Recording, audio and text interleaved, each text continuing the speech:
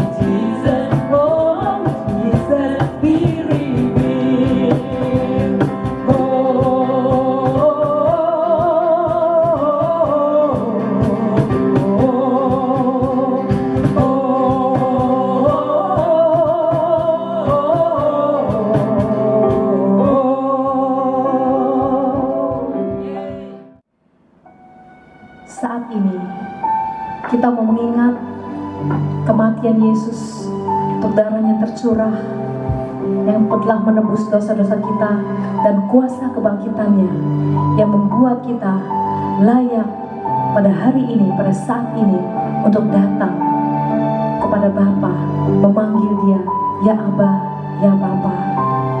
Terima kasih Tuhan Yesus.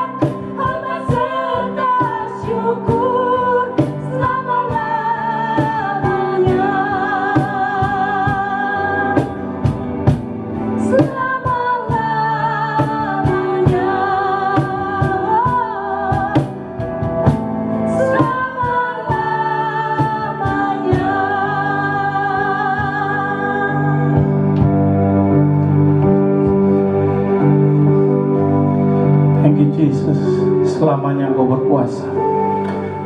Dan pagi hari ini kita akan ambil perjamuan kudus. Saya percaya bahwa ini momen yang sangat luar biasa, di mana kita akan melihat dan akan mau mengalami kuasa dari perjamuan kudus. Saya percaya bahwa hari ini di tangan Bapak Ibu yang ada di rumah untuk anggur dan posting. Kita percaya bahwa firman Tuhan berkata bahwa apa yang sudah Yesus lakukan itu menjadi peringatan akan kita. Oh, ini bukan hanya peringatan, tapi ini ada kuasa yang Tuhan berikan bagi kita. Biar kita membuka hati kita untuk kita menerima itu, dan biar kita itu bisa merasakan itu.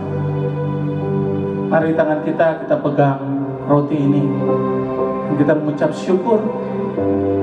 Terima kasih untuk tubuh-Mu yang Kau berikan bagi kami, sehingga kami disembuhkan dari sakit penyakit. Oh, kami dibebaskan.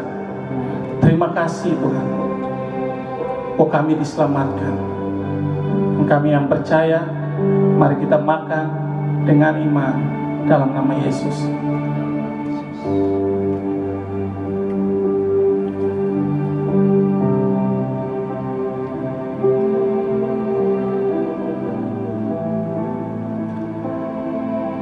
Mari kita angkat anggur. Kita mengucap syukur. Terima kasih Tuhan. Terima kasih Bapa untuk putra-Mu yang Kau berikan bagi kami. Kami ucap syukur untuk darah-Mu yang tercurah bagi kami, sehingga kami boleh dibebaskan. Oleh darah-Mu kami dibebaskan. Oleh darah-Mu kami diselamatkan. Oleh darah-Mu Tuhan, kesembuhan mengalir. Menjadi tanda Tuhan bahwa kesembuhan mengalir, persediaan mengalir. Terima kasih ya Bapak untuk apa yang Kau kerjakan di kayu salib. Dan saat hari ini, biar Bapak Ibu percaya bahwa apapun yang Bapak Ibu yang alami, saat hari ini percaya bahwa kuasa dan perjamuan kudus itu boleh dialami oleh Bapak Ibu semua. Jika kita percaya, mari kita minum bersama-sama di dalam nama Tuhan Yesus.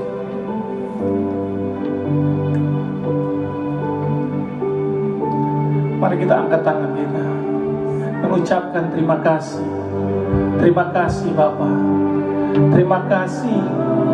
Terima kasih Bapa untuk kehidupan yang Kau beri.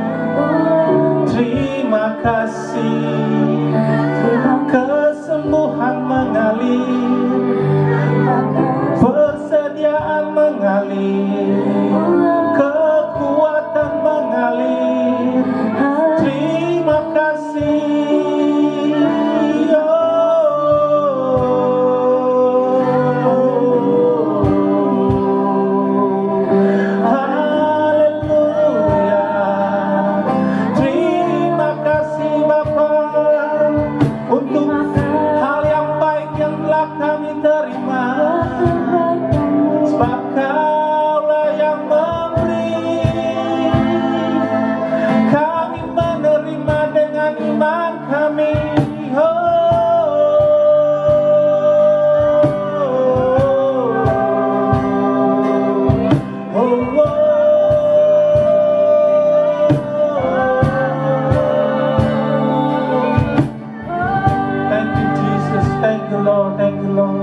Ambil waktu untuk kita berdoa.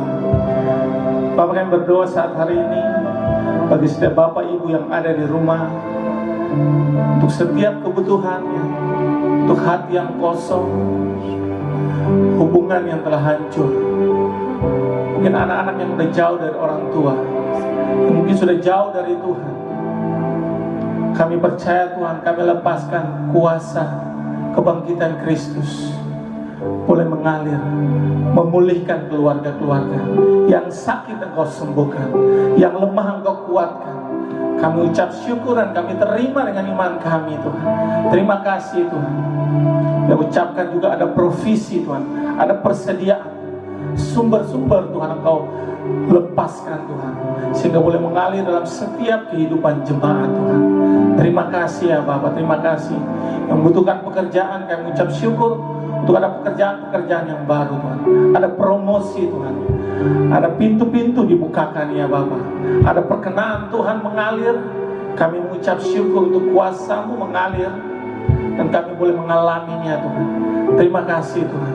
Terpujilah namamu Tuhan. Terpujilah namamu untuk apa yang kau kerjakan dalam kami. Terima kasih. Mari kita angkat tangan kita, dan mari kita terus untuk sembah Dia. Sembah Dia, sembah Dia.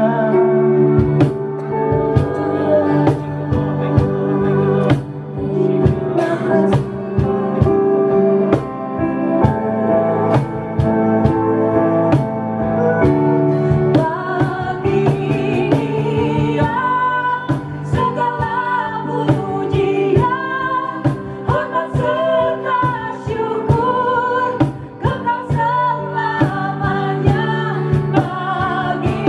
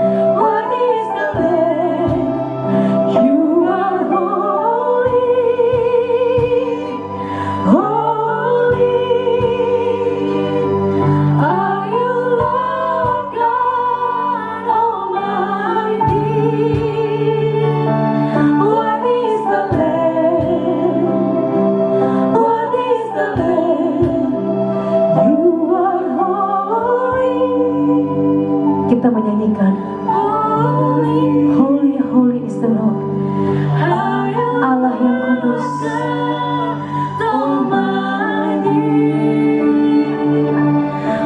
Karena Dia kudus, Dia layak menerima pujian kita dari waktu ke waktu, sepanjang hidup kita, sepanjang kita bernafas.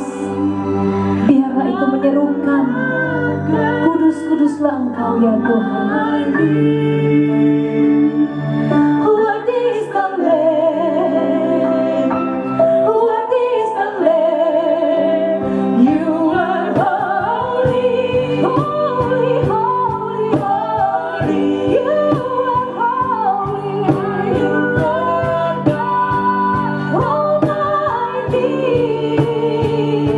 Worthy is the Lamb, worthy is the Lamb, worthy is the Lamb.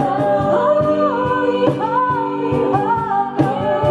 You are holy, you Lord God Almighty. Worthy is the Lamb, worthy is the Lamb. Amen. Worthy is the Lamb. Selamat pagi Jemaat Citri Victory. Sebelum kita memberi, mari kita buka dalam 2 Korintus 8 ayat 2. Firman Tuhan katakan, selagi dicobai dengan berat dalam berbagai penderitaan, sukacita mereka meluap, dan meskipun mereka sangat miskin, namun mereka kaya dalam kemurahan.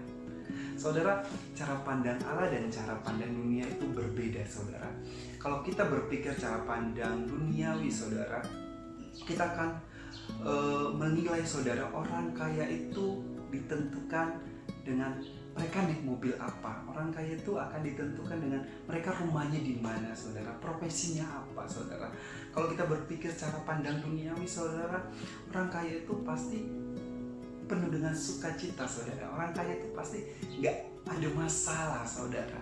Tapi Alkitab mencatat, saudara, bahwa jemaat di Makedonia tetap bersukacita di tengah-tengah masalah, saudara. Saudara, seluruh dunia ini saat ini mengalami namanya pandemi COVID-19, saudara. Ini kesempatan kita untuk merenungkan bahwa kebaikan Tuhan itu luar biasa dalam kehidupan kita, saudara. Ini kesempatan kita untuk menyatakan Tuhan itu real dalam kehidupan kita, saudara. Mujizat-mujizat Tuhan itu begitu luar biasa, begitu sempurna dalam kehidupan kita, saudara. Saya suka dengan jemaat mula-mula, saudara. Kenapa? Masalah yang jemaat mula-mula hadapi, saudara, nggak seperti sekarang ini, saudara. Sekarang ini kita masih bisa ibadah, saudara, meskipun di rumah, saudara. Saat ini kita masih bisa menyembah Tuhan, berdoa dengan orang lain, berdoa untuk negara kita. Ini masih bisa kita lakukan dengan bebas, saudara. Sedangkan jemaat mula-mula, saudara, mereka dianiaya, mereka ditangkap. Karena apa? Karena iman mereka, saudara. Tapi yang saya suka di sini, saudara, dikatakan ketika dicobai dengan berat, sukacita mereka pun bukan saja penuh, saudara, tapi melimpah, saudara. Wow, ini luar biasa, saudara. Sukacita tipe seperti ini, saudara, perlu kita tularkan, saudara, ke tetangga kita, ke saudara-saudara kita. Sukacita seperti ini, saudara, perlu juga kita tularkan kepada orang rekan-rekan kerja kita, saudara. Karena apa, saudara? Orang akan melihat kita dan mereka akan heran, saudara. Seperti bahasanya, saudara, saat ini, saudara, orang banyak kesusahan. Tapi saya bilang, kita dalam hidup dalam firman Tuhan, kita tidak mengalami kesusahan, tapi kita mengalami sukacita, saudara. Seperti peribahasa mengatakan gini, saudara, sudah jatuh tertimpa tangga, tapi kok masih bisa bersyukur gitu. Kok kita ini nggak menyalahkan Tuhan, saudara. Malah kita itu berdoa, baca firman Tuhan, bahkan kita mendoakan orang lain, saudara. Dan orang akan mengatakan, saudara gila. Ya, memang gila, saudara. Kenapa? Karena kita cinta Tuhan Yesus. Karena kita gila, saudara. Gila apa? Gila dalam mengasihi, saudara.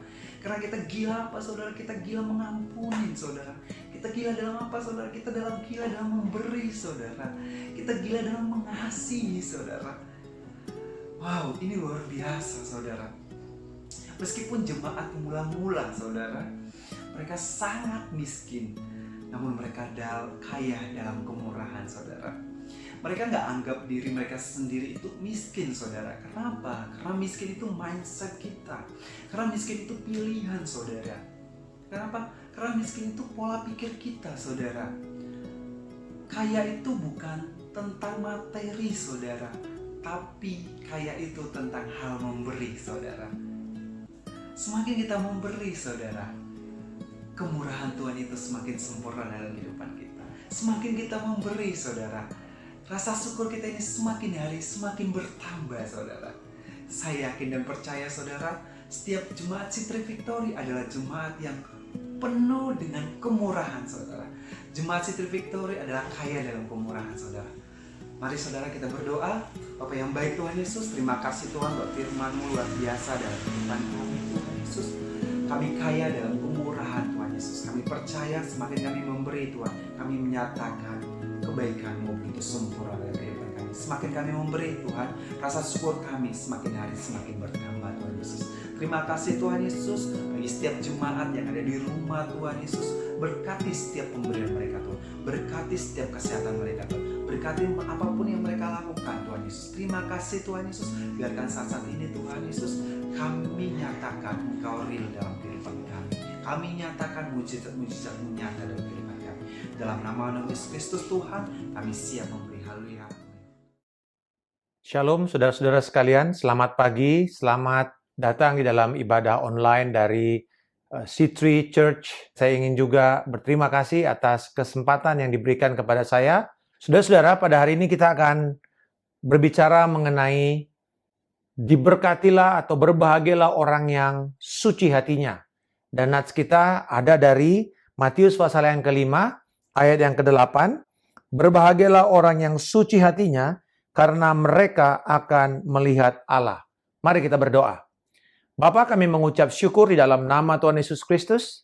Kami berterima kasih Roh Kudus, Engkau yang akan menuntun kami untuk membawa firman yang tertulis ini kepada firman yang hidup, yaitu Yesus Kristus. Dan biarlah kami akan mendapatkan kebenaran yang memerdekakan kami dan membuat kami bisa berjalan di bumi ini dan memuliakan Kristus seturut dengan firman-Mu dan oleh karena kuasa firman-Mu di dalam nama Tuhan Yesus Kristus. Amin. Subjek atau topik dari kemurnian hati atau kesucian hati itu bisa kita lihat sejak awal daripada Alkitab sampai kepada akhir daripada kitab kita yang dari Kejadian sampai Wahyu. Kita bisa melihat topik tentang kekudusan. Dan topik ini mengatakan bahwa kita hanya bisa melihat Allah bila kita hidup di dalam kekudusan. Sementara Allah itu kan Allah yang sangat besar dan sangat kekal. Dan sekarang bahwa kita hanya bisa melihat Allah yang besar dan kekal itu hanya dengan kekudusan. Salah satu sifat Allah yang tidak bisa dimiliki oleh yang lain pada awalnya adalah mengenai kesucian. Dia maha suci. Artinya tidak ada satupun dosa yang bisa diizinkan ada dan Allah tidak bisa menjadi pencipta kejahatan dan dosa. Karena itu adalah sifat alamiah Allah yang suci dan murni. Ada dua konteks yang penting di sini, yaitu apa maksud daripada ayat ini. Yang kedua, bagaimana setting atau konteks daripada pada waktu Yesus berbicara mengenai ucapan berbahagia. Nah, saudara-saudara, yang pertama kita melihat dari setting historisnya. Pada waktu itu, orang-orang Israel sedang berharap adanya Mesias setelah 400 tahun masa senyap dan mereka hancur, mereka tidak punya lagi keyakinan kokoh. Sementara di masa 400 tahun kegelapan dan kesenyapan tidak ada suara Tuhan itu, muncullah agama Yahudi, struktur agama Yahudi. Dan disitulah muncul orang-orang Farisi dan juga bagaimana mereka berusaha untuk membuat hukum-hukum atau menginterpretasi, menafsir hukum yang ada di dalam hukum Taurat menjadi bentuk-bentuk legalistik yang baru, bentuk-bentuk peraturan-peraturan yang baru.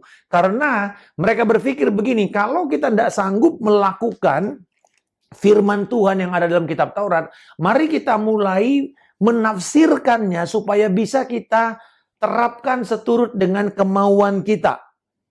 Jadi di sini saudara, akhirnya orang Farisi yang menjadi penafsir daripada hukum Taurat itu berkeliling dari satu kota ke kota, desa ke desa. Mereka jumlah sekitar 6.000 orang. Dan mereka ini yang akhirnya menetapkan satu struktur agama Yahudi. Dan kita tahu bahwa ya betul masih ada bait suci, tetapi hari-harinya itu dipengaruhi oleh orang Farisi. Dan orang Farisi adalah orang yang menekankan kepada ibadah tampak luar, bukan dari dalam hati mereka. Jadi ketika Yesus sedang berbicara di sini, Yesus selalu saudara lihat bahwa dikatakan, engkau telah mendengar. Engkau telah mendengar, tetapi aku berkata kepadamu. Saudara lihat, engkau telah mendengar, tetapi aku berkata kepadamu. Kamu telah mendengar, tetapi aku berkata kepadamu. Kenapa? Karena mereka mendengar dari orang Farisi bagaimana menafsir hukum Taurat. Tetapi lalu Yesus datang untuk memuliakan dan memurnikan kembali apa yang dimaksud oleh Allah di perjanjian Sinai kepada bangsa Israel ketika dia memberikan hukum Taurat kepada mereka. Dengan kata lain bahwa Yesus mengembalikan makna asli, bukan seperti makna yang dibuat oleh orang Farisi itu. Saudara-saudara, kemudian pertanyaan kedua adalah apa yang dimaksud dengan suci hatinya? Kata suci hatinya berarti ada dua. Ada suci, ada hati. Nah kita mulai pertama dengan kata hati dulu. Hati itu apa? Di dalam bahasa Yunaninya itu adalah kardiak. Kardiak, dari situ kita dapat kata kardiak itu hati atau jantung di dalam terjemahan Indonesianya. Nah saudara, di sini dikatakan bahwa hati, kalau kita berpikir dengan konteks kita, masyarakat kita sekarang ini, kita berpikir hati itu adalah apa? Emosi. Betul ya? Makanya bilang ikutilah kata hatimu. Hatimu bilang apa? Hati-hati saudara. Karena konteks Alkitab tentang hati tidak sama dengan konteks kontemporer sekarang. Apalagi kalau kita berbicara mengenai konsep Yahudi tentang hati. Tidak sama. Saudara, kalau kita bicara emosi, itu bukan hati dalam arti kardiak. Tetapi dia bicara mengenai perut, organ pencernaan. Makanya kalau kita bicara dikatakan Allah itu muak, dikatakan dia mual, dia mau muntah rasanya. Itu, saudara, kalau bicara emosi itu sampai kepada bicara sakit perutnya. Seperti orang yang sakit bersalin. Karena itu bicara mengenai emosi yang sangat tertekan atau sangat dalam atau muak atau bersuka cita. Tetapi kalau kita bicara hati yang seperti Yesus katakan kardiak itu berbicara mengenai pusat berpikir. Karena bagaimana kita berpikir menentukan nanti tindakan yang akan kita buat. Amsal pasal yang keempat ayat yang ke-23, jagalah hatimu dengan apa saudara? Segala kewaspadaan. Karena apa? Dari sana akan terpancar kehidupan. Jadi kita bisa melihat di sini bahwa hati kardiak ini bukan bicara mengenai emosi, tapi bicara mengenai pusat berpikir kita. Dan ini akan menentukan nanti emosi kita. Jadi cara berpikir kita menentukan emosi kita. Maka saudara-saudara, ketika Yesus berkata mengenai hati yang suci atau suci hatinya, berarti dia berbicara mengenai pikiran yang suci yang akan mengendalikan kehendak atau keinginan, lalu keinginan akan mengendalikan emosi. Jadi, mari kita lihat bagaimana urut-urutannya. Pertama adalah hati, yaitu di dalam pikiran kita, lalu pikiran ini mengendalikan kehendak, will, dan kemudian kehendak ini akan mempengaruhi emosi kita. Yeremia 17 ayat 9 kita tahu bahwa dikatakan betapa liciknya hati itu, lebih licik daripada segala sesuatu. Hatinya sudah membatu, siapakah yang dapat mengetahuinya? Itu sebabnya hati-hati dengan statement dunia yang mengatakan ikutilah kata hatimu. Karena hati kita ini licik.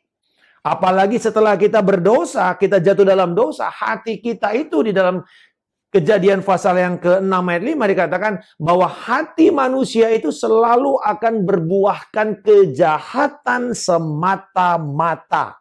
Matius pasal yang ke-15 ayat 19. Kita lihat di sini bahwa dikatakan dari hati timbul segala pikiran jahat. Yaitu apa? Pembunuhan, perzinahan, percabulan, pencurian, sumpah palsu, hujat. Itulah yang menajiskan orang. Tetapi makan dengan tangan yang tidak dibasuh tidak menajiskan orang. Jadi di sini Tuhan mencari hati kita. Tuhan mau memeriksa hati kita. Bahkan Daud berkata apa saudara? Jadikanlah hatiku tahir. Hatiku Tuhan tahir. Ketika Daud berseru begini, itu berbicara mengenai kepribadiannya dia, personhood-nya dia.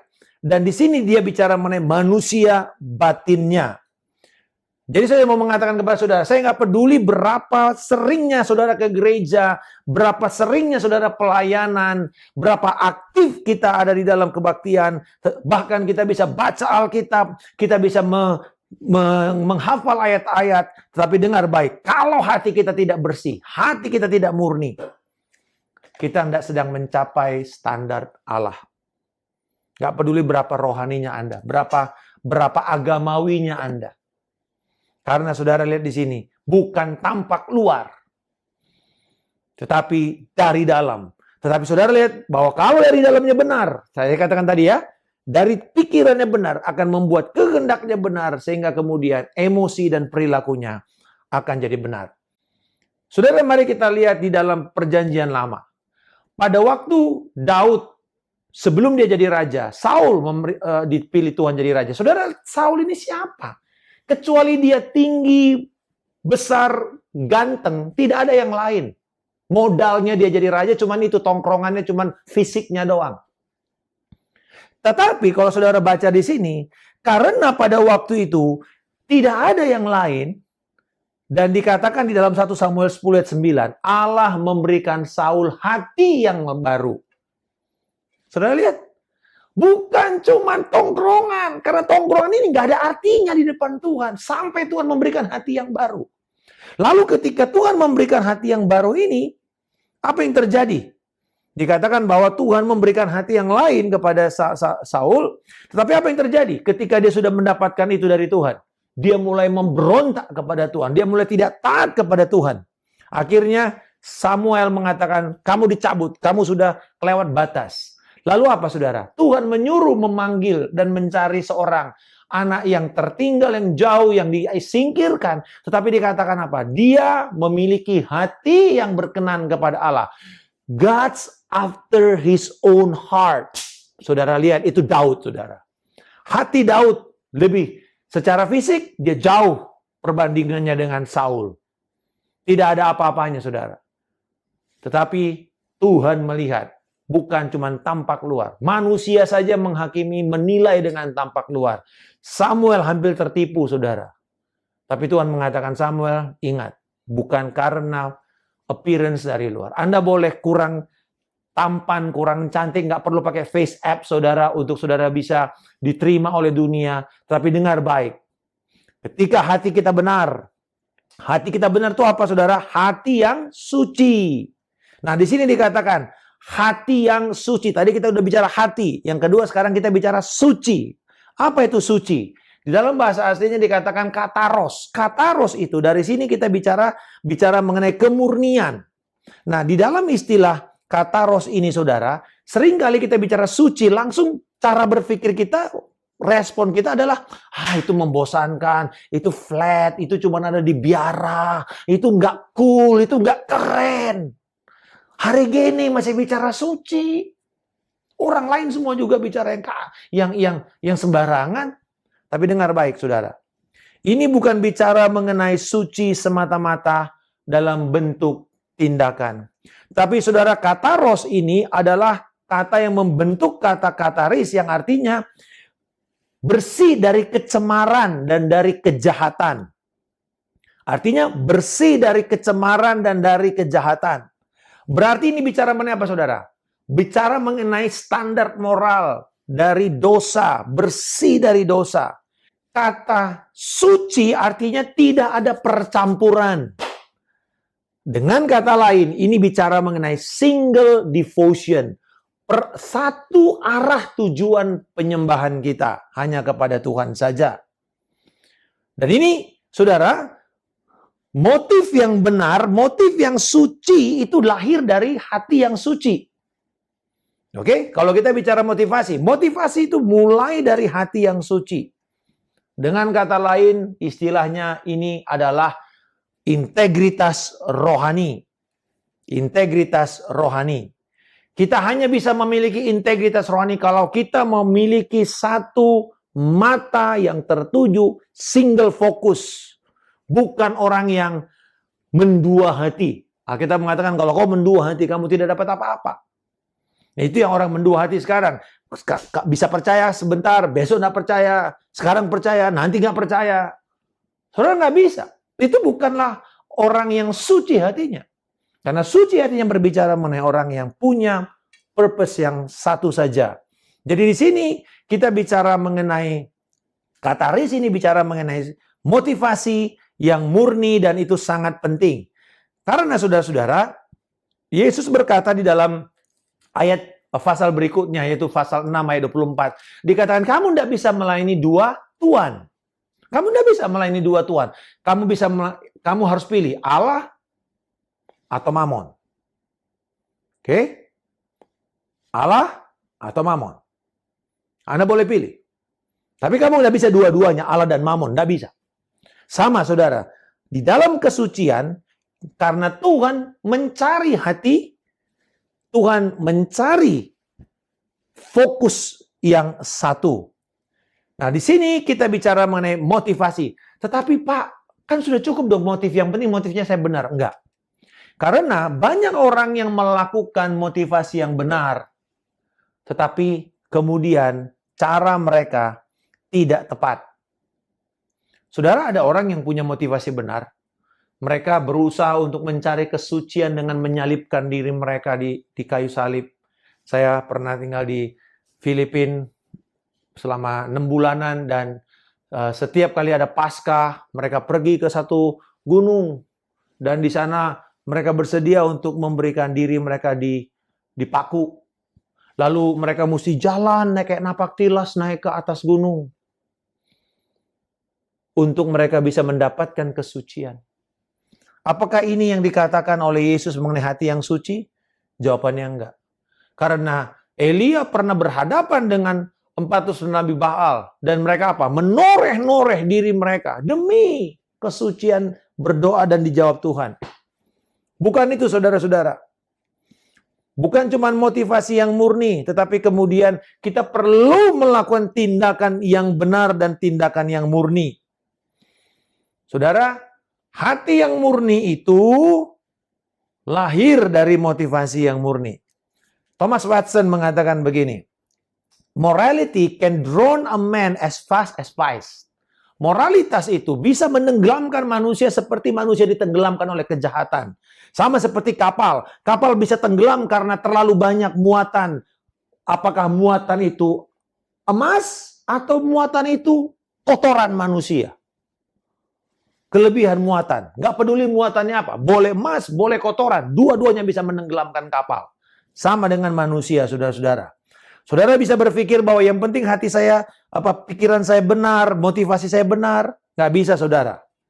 Karena ketika Tuhan mau mengatakan, engkau murni, engkau harus murni dengan standarnya Allah. Banyak orang mengatakan, Pak, saya gagal, saya nggak bisa. Saya sering jatuh di dalam pencobaan, di dalam godaan. Saya punya banyak pikiran-pikiran yang kotor, pikiran-pikiran yang nggak murni. Oke, terus bagaimana caranya kalau kita gagal?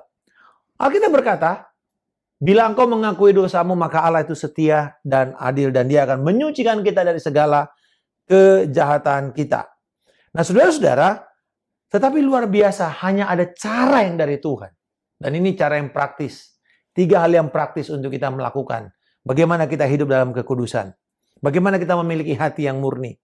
Yang pertama, bahwa karena kita tidak bisa melakukannya, sadari dulu ini, kita nggak bisa melakukannya. Di dalam Amsal 20 ayat 9, siapakah yang dapat berkata, aku telah membersihkan hatiku? Aku tahir daripada dosaku? Jawabannya siapa? Tidak ada. Bisakah macan tutul mengeluarkan tutulnya, loreng-lorengnya? Bisakah orang Ethiopia bisa mengganti kulitnya? Artinya, apa yang datang dari nature kita sebagai manusia berdosa, tidak bisa kita lepaskan begitu saja. Jadi, sadari dulu, saya tidak bisa membersihkan hatiku dengan kekuatanku sendiri. Yang kedua, di dalam Kisah Rasul 15 ayat 9 dikatakan, dan ia sama sekali tidak mengadakan perbedaan antara kita dengan mereka, sesudah ia menyucikan hati mereka oleh iman. Oleh apa, saudara? Iman. Nah, iman kepada apa? Berimanlah kepada Kristus, beriman kepada firman. Ini yang paling aman dan objektif, yang tidak pernah berubah. Beriman kepada darah Yesus Kristus. 1 Yohanes 1 ayat 7 berkata, tetapi jika kita hidup dalam terang, sama seperti dia adalah di dalam terang, maka kita beroleh persekutuan seorang dengan yang lain. Dan darah Yesus, saudara, darah Yesus anaknya itu menyucikan kita dari segala dosa kita. Darah Yesus. Jadi kita beriman kepada apa? Darah Yesus Kristus yang menyucikan kita dari dosa. Nah, yang ketiga yang luar biasa. Kita tahu kita tidak bisa. Yang kedua, kita perlu beriman kepada Kristus. Dan yang ketiga dalam Yohanes 15 ayat 3. Yesus berkata kepada murid-muridnya, kamu, katakan sama-sama, kamu, karena ini jamak, kamu memang sudah bersih. Kenapa? Memang sudah suci. Kenapa? Karena firman yang kukatakan kepadamu. Saudara-saudara, apa yang menyucikan kita? Perkataan firman. Pada waktu kita tidak mampu lagi, kita sadar bagaimana caranya untuk kita bisa suci di hadapan Tuhan.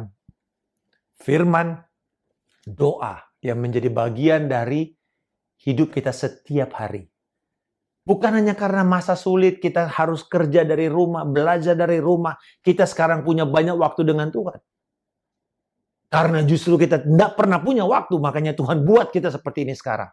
Tetapi pertanyaannya setelah nanti, adaptasi kehidupan baru, new normal, apakah kita akan punya kehidupan yang teratur untuk menyembah Tuhan? Dan janji yang terakhir di sini, saudara, perlu janji. Dikatakan bahwa karena mereka akan melihat Tuhan, mereka akan melihat Allah. Ini janji, saudara. Dan ini hanya akan datang pada waktu kita menerima keselamatan dan kita menerima penyucian yang datang pada waktu kita hidup di dalam kasih karunia dan hadirat Allah.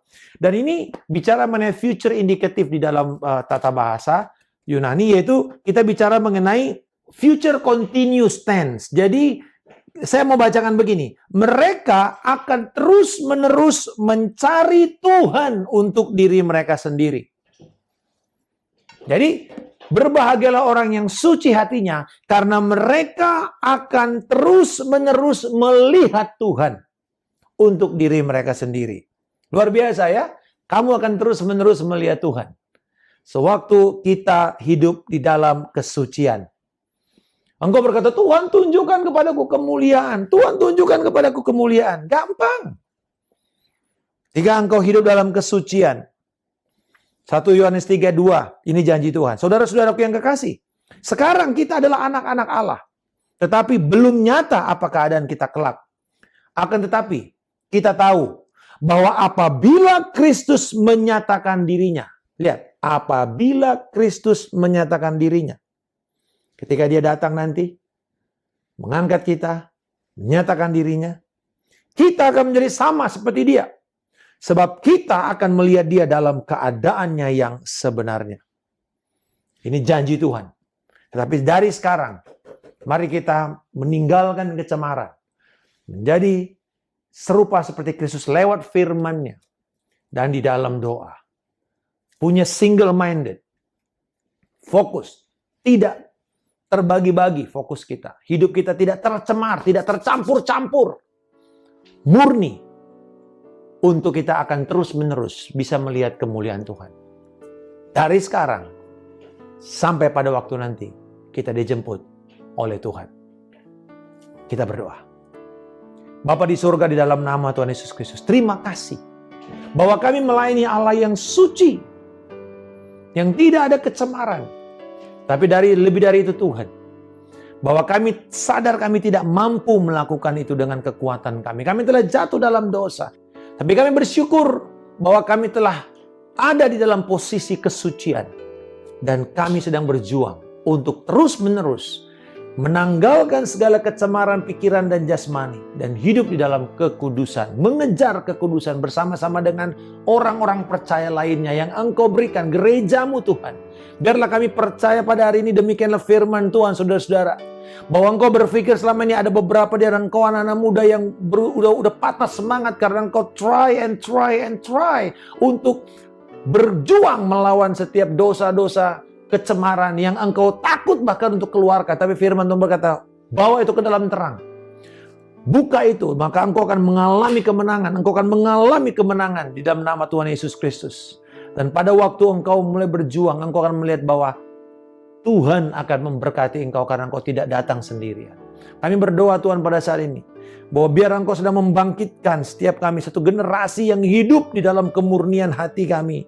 Dan kami akan melihat Tuhan, kami akan melihat Tuhan setiap hari dengan mata iman kami, tapi juga dengan mata yang real nantinya ketika Engkau menyatakan dirimu. Di dalam nama Tuhan Yesus Kristus kami telah berdoa dan mengucap syukur. Haleluya. Amin. Tuhan memberkati. Salam kemenangan.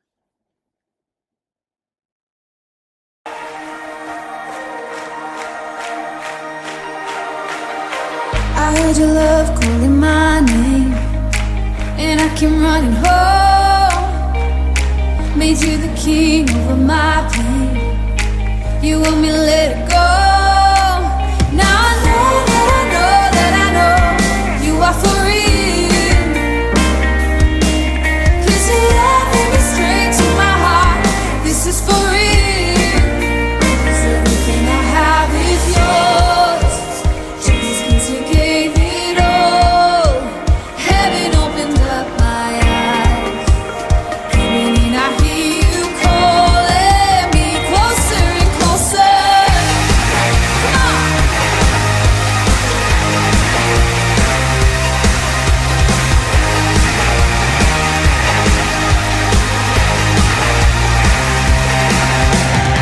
You make my life into something beautiful. Ya itu satu acara yang mau ya sesama teman tetangga